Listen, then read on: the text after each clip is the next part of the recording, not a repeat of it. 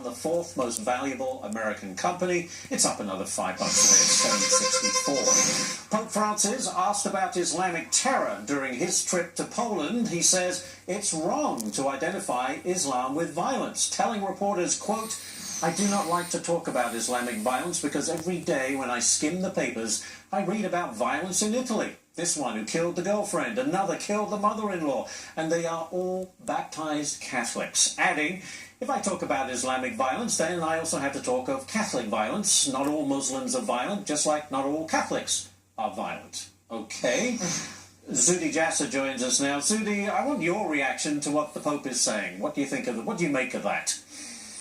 Well, actually, God bless him for his interfaith benevolence, but I have to tell you that if he really wants to help the allies of the Catholic Church and the Catholicism that has made it to the 21st century, this moral equivalency is going to kill us. It's very dangerous because, I mean, listen, he actually gave a nod to the military operations against ISIS because he saw the videos of Christians being beheaded. He saw that ISIS's magazine, Dabiq, called for the conquest of Italy and Rome in their magazine. And I'm sort of astonished that he ignored Pope Benedict's speech in Germany in 2006, and when he said Islam has a problem and needs reform to come to the age of reason. Yes, I recognize the Pope needs to recognize there are versions of Islam that are commensurate with modernity and there are versions of Islam that are not. But he can't say there's one Islam and speak as Islam as one. And I think he's just giving a nod to his allies in Saudi Arabia, Iran, etc. He doesn't want to offend them,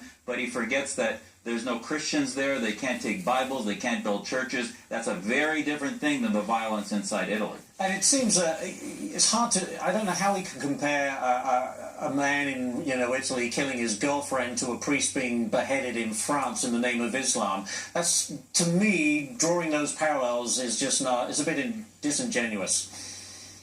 It really is. And again, if he wants to help those allies, truly those who believe in the equality of all before God, that want to help Catholicism and help defend the minorities within Muslim countries, he needs to recognize that there are many versions of Islam. Some versions are at war with the West and with Catholicism, and some are allies, and he needs to make that distinction. Otherwise, he's actually helping what I call the Islamist mafia, which is Saudi Arabia, Iran, ISIS, and all the theocrats of the planet.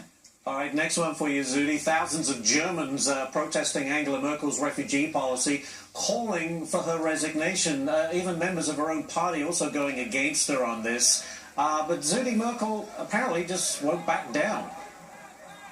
Yeah, I really don't get it. I mean, listen, I have family in Syria, and my heart goes out to them and to people as warm as Angela Merkel who have opened her country, but at some point, this sonic boom is the lack of vetting, the lack of filtering against Islamists, against jihadists has been a great security risk, and it's also been a test for their nationalism. And she's abandoning German sovereignty, German nationalism, and I would think people from both parties and all of the political factions are going to repel from what she's doing because she's surrendering German sovereignty to sort of this influx of foreign cultural ideas. And if people are going to come in, they need to adapt to what it means to be German, just as it is in America or France or Belgium or anywhere. And she seems to just sort of be throwing her hands up, and I just don't get it.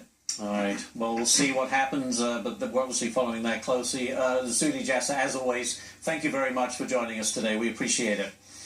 All right, now there's two stories for you on things you're not allowed to say and not allowed to do. A college student in Texas suspended for saying all lives matter. Meanwhile, a newspaper in Tennessee rejecting an ad because it included the word Christian.